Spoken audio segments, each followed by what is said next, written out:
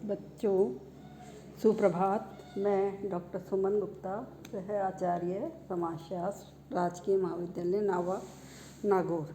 बच्चों, आज हम करेंगे निदर्शन चुनाव के प्रमुख चरण, अर्थात निदर्शन का चयन करते समय किन किन स्टेप्स में से होकर हमें गुजरना होता है। ये तो अपन पहले भी बात कर चुके हैं कि निदर्शन के लिए ये एक टेक्निकल प्रोसेस है। इसके लिए एक अनुभवी एवं प्रशिक्षित व्यक्ति की आवश्यकता होती है। निदर्शन की चुनाव की प्रक्रिया के जो प्रमुख चरण हैं उनमें पहला चरण है समग्र का निर्धारण। बच्चों, जिस समूह से निदर्शन का चयन किया जाता है उसको क्या कहते हैं? समग्र कहते हैं। तो आपसे 1 नंबर और 2 नंबर के क्वेश्चन में पूछा जा सकता है समग्र किसे कहते हैं। तो आपको पता होना चाहिए समग्र क्या है। जिस समूह से निदर्शन का चयन किया जाता है जो है वो जगह है, वो समूह निदर्शन समग्र कहलाता है। निदर्शनों का चयन करने से पूर्व सबसे पहले अनुसंधानकर्ता को उन समग्र इकाइयों का निर्धारण करना होता है जिनमें से कुछ इकाइयों को उसे सैंपल के रूप में चुनना है या एक निदर्शन के रूप में चुनना है। ये इकाइयाँ 2 आधारों पर चयनित की जा सकती हैं, एक निश्चित समग्र और एक अनिश्चित समग्र। निश्चित समग्र की भौगोलिक इकाई या निश्चित समग्र की भौगोलिक सीमा तय की होती है और अनिश्चित समग्र में भौगोलिक सीमा तय नहीं होती है। और अतः निदर्शन के चयन के पूर्व समग्र का निर्धारण कर लेना आवश्यक होता है। और समग्र का निर्धारण नहीं होगा तो कोई भी निष्कर्ष पर हम नहीं पहुंच सकते हैं। तो समग्र कोई भी भौगोलिक इकाई हो सकती है, नगर हो सकता है, संस्था हो सकती है, समुदाय हो सकता है, सामाजिक घटना हो सकती है या कोई गुण विशेष हो सकता है। और उसमें से हमें इकाइयों का चयन करना होता है, जो मैंने आपको बताया कि 2 आधार पर चयन होता है। एक निश्चित समग्र के आधार पर जिसमें भौगोलिक सीमा तय कर दी जाती है और एक अनिश्चित समग्र जिसमें भौगोलिक सीमा को तय नहीं किया जाता है। अध्ययन इकाई को कहीं से भी लिया जा सकता है। दूसरा जो चरण है वो है निदर्शन की इकाई का निर्धारण। जब हमने समग्र का निर्धारण कर लिया कि हमारा अध्ययन का समग्र क्या है, उसके बाद हम इकाई का चयन करेंगे उस समग्र में से।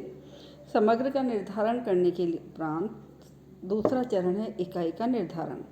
इसके लिए सबसे पहले तो हमें तय करना होगा कि निदर्शन की इकाई कौन होगी, किसका हम चयन करेंगे।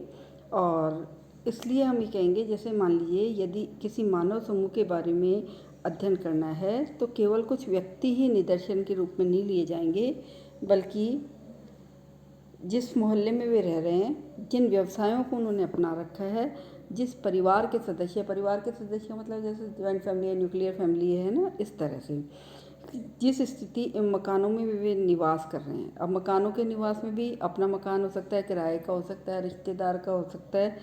तो इस आधार पर प्रत्येक की कुछ इकाइयाँ निदर्शन की इकाइयाँ हो सकती हैं।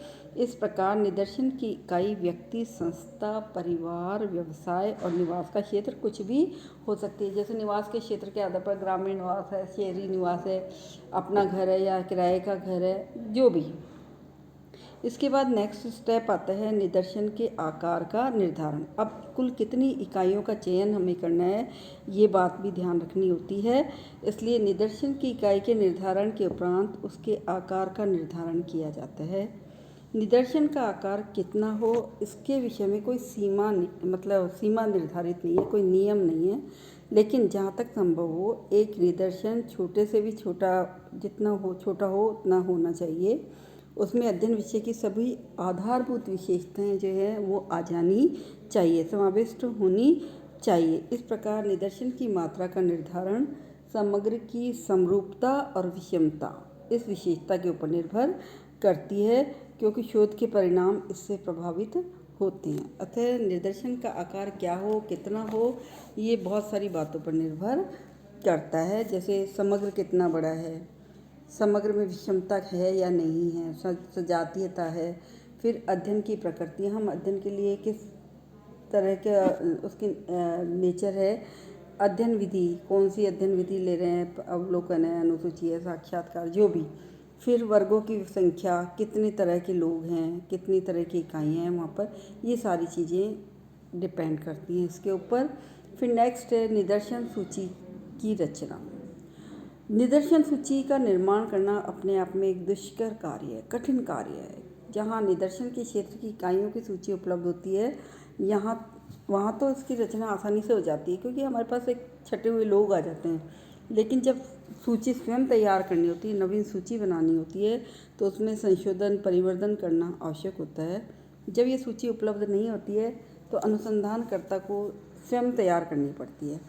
एक अच्छी सूची में नवीनता, विषय अनुरूपता, वैधता का गुण होना आवश्यक है।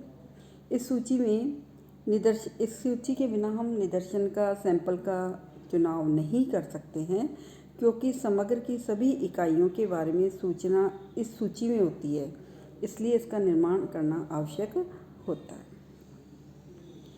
फिर है निदर्शन पद्धति का चुनाव। निदर्शन की प्रक्रिया का अंतिम चरण है निदर्शन विधि का चुनाव करना। निदर्शन पद्धति का चयन अध्ययन की समस्या, समग्र की प्रकृति, धन, समय व साधनों की उपलब्धता पर निर्भर करती है कि हम निदर्शन के लिए हम कौन सी टेक्निक काम में लें। इस स्थिति तक आते आते ये तो स्पष्ट हो ही जाता है कि हमारी जो अध्ययन इकाइयाँ हैं वो कैसी हैं। और दो बातों पर इसकी निदर्शन की पद्धति का चुनाव निर्भर करता है। एक तो सरलता और दूसरा है संभाव्यता।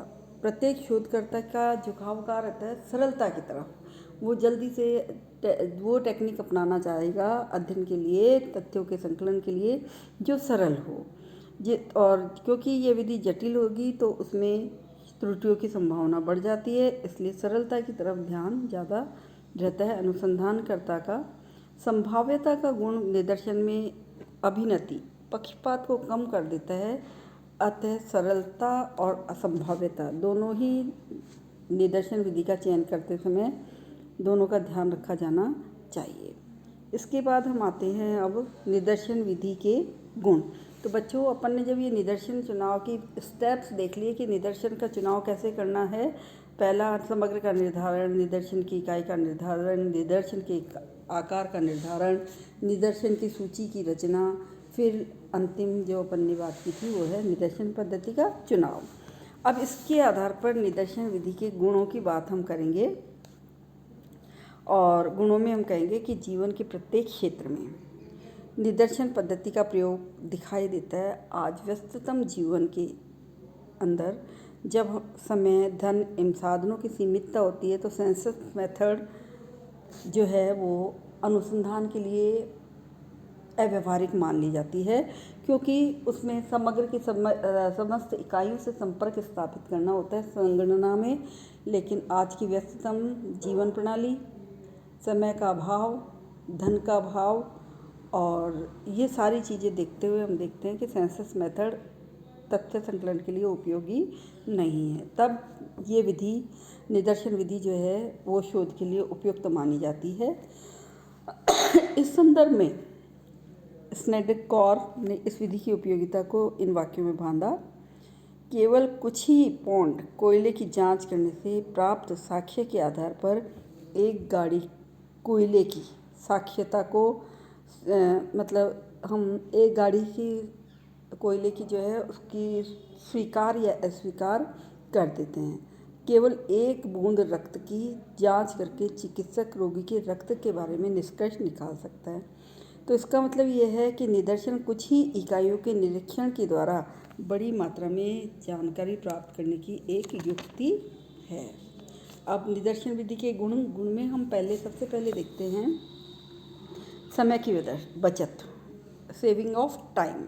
निदर्शन प्रणाली में संपूर्ण जनसंख्या की सभी इकाइयों का अध्ययन नहीं करके कुछ इकाइयों का अध्ययन किया जाता है, और स्वाभाविक रूप से है ये बात कि इसमें समय कम लगेगा। और गुडे और हार्ट ने कहा भी है, निदर्शन वैज्ञानिक कार्यकर्ता के समय की बचत करके कार्य को अधिक वैज्ञानिक रूप प्रदान करता है। किसी एक दृष्टिकोण से एकत्रित सामग्री के विश्लेषण पर अधिक घंटे व्यय करने की अपेक्षा वह समय को विभिन्न दृष्टिकोण से परीक्षा करने में प्रयोग करता है। और दूसरे शब्दों में हम कहें तो थोड़े मामलों का गहन अध्ययन इस विधि के द्वारा किया जाता है। नेक्स्ट है धन की बचत। जब निदर्शन की इकाइयाँ कम होगी तो ये निश्चित ही है कि इसमें धन कम लगेगा, धन का खर्चा कम हो जाएगा, पैसा कम खर्च होगा। क्योंकि जब निदर्शन का कार्य करते हैं हम तो स्टेशनरी, फाइल और दूसरी चीज़ें जो है उनको खरीदना, फिर शोधकर्ता के यात्रा भत्ता और दूसरे भत्ते उनको देने होते हैं, वो कम खर्च होते हैं। जबकि सेंसस मेथड में इन पदों पर अधिक खर्चा हो जाता है, इसलिए इस विधि का इस प्रयोग कम व्यय वाला होता है। नेक्स्ट है श्रम की बचत। जैसा कि हमने पहले ही कहा कि निदर्शन विधि में कम इकाइयों का अध्ययन करने के बाद अधिक कार्यकर्ताओं की आवश्यकता नहीं होती है, इसलिए श्रम की भी बचत होती है। अतः आज की व्यस्ततापूर्ण जीवन के लिए ये विधि क्या है, अधिक उपयोगी है। श्रम की बचत जो इसी से जुड़ा हुआ है टॉपिक कि भाई निदर्शन विधि में कम ही इकाइयों का अध्ययन करना होता है तो कार्यकर्ता को भी ज़्यादा श्रम करने की आवश्यकता नहीं होती है। गहन अध्ययन। नेक्स्ट है गहन अध्ययन। किसी भी गहन अध्ययन के लिए ये ज़रूरी है कि अनुसंधान का क्षेत्र क्या हो, सीमित हो। जब कोई चीज़ लिमिट में होती है तो कार्यकर्ता का भी मन उसको काम करने में लगता है, वह इकाइयों को सूक्ष्म रूप से देखता है, गहन अध्ययन कर पाता है। और अगर क्षेत्र बड़ा होगा तो क्या होगा, वो केवल अध्ययन इकाइयों का मोटा मोटा अध्ययन करेगा, मोटी मोटी बातों का अध्ययन करके निष्कर्ष निकाल देगा, जिससे कि विश्वसनीयता और गहनता नहीं हो पाएगी, मिल पाएगी। फिर नेक्स्ट है परिणामों की शुद्धता। निदर्शन में इकाइयों की संख्या कम होने के कारण अध्ययनकर्ता का ध्यान कुछ निश्चित इकाइयों पर ही केंद्रित रहता है। और ऐसे में वेदरबर्न कहते हैं कि निदर्शन सिद्धांत के द्वारा अनुमानों की शुद्धता की भी परख की जा सकती है। और संक्षिप्त में अगर हम कहें तो हम ये कहेंगे कि निदर्शन द्वारा निकाले गए निष्कर्ष उतने ही प्रामाणिक और यथार्थ होते हैं जितने समग्र की समस्त इकाइयों से निकाले गए निष्कर्ष। नेक्स्ट है तथ्यों की पुनर्परीक्षा। निदर्शन इकाइयों में इकाइयों की संख्या कम होने के कारण अगर कोई तथ्य छूट भी जाता है तो उनका, या कोई संशय रहता है, कोई संदेह रहता है, तो उसका पुनर्परीक्षण किया जाना संभव हो सकता है। फिर नेक्स्ट है प्रशासनिक सुविधा। इकाइयों की न्यूनता के कारण निदर्शन विधि में प्रशासन के दृष्टिकोण से भी आयोजक को संगठन में व्यवस्थाएं बनाए रखना में सुविधा रहती है। नेक्स्ट है त्रुटियों की कम संभावना। क्योंकि निदर्शन विधि में हम क्षेत्र सीमित होता है तो इसलिए उसको आसानी से गवर्न किया जा सकता है। इकाइयों की मात्रा कम होती है तो अध्ययन में त्रुटि की संभावना भी कम हो जाती है। नेक्स्ट है अधिक सहयोग की संभावना। निदर्शन विधि में सूचनादाताओं में अधिक सहयोग मिलने की भी संभावना रहती है, प्रत्युत्तर दर में भी वृद्धि रहती है। और यूँ कहें हम कि इस विधि के द्वारा सामाजिक, आर्थिक व व्यापारिक समस्याओं के अध्ययन के लिए ये विधि उपयुक्त होती है। नेक्स्ट है अधिक वैज्ञानिक विधि। निदर्शन विधि अधिक वैज्ञानिक इसलिए भी है क्योंकि इसमें उपलब्ध समंक की अन्य निदर्शों के द्वारा भी जांच की जा सकती है और अशुद्धियों की पर्याप्त सीमा पर अनुमान लगाया जा सकता है।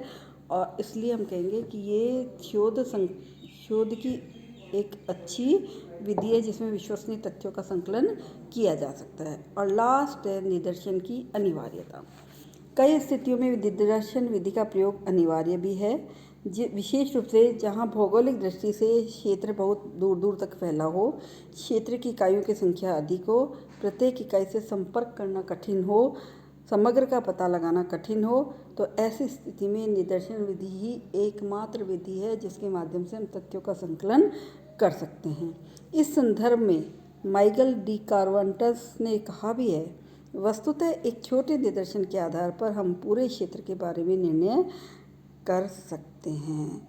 ठीक है, तो इस तरह से हम ये कहेंगे अंत में कि ये रोनाल्ड फिशर ने कहा भी है, निदर्शन की पद्धति के 4 गुण और उन्होंने कहा है अनुकूलता, गति, मितव्ययिता और वैज्ञानिक प्रकृति। उनके अनुसार अशुद्धियों के या विभ्रमों के गणितीय सिद्धांत पर आधारित होने के कारण निदर्शन में अधिक परिशुद्धता बनी रहती है। और इस तरह से बच्चों आज अपन ने ये निदर्शन के चरण देखे, गुण देखे इसके, और हम कल का जो वीडियो में देखेंगे वो है निदर्शन प्रणाली के दोष, सीमाएं, और इसके साथ ही साथ प्रकार की बात भी करेंगे। आज मैं आपको कुछ होमवर्क भी देने वाली हूँ जो आपको करके लाना है। ठीक है, ओके, धन्यवाद।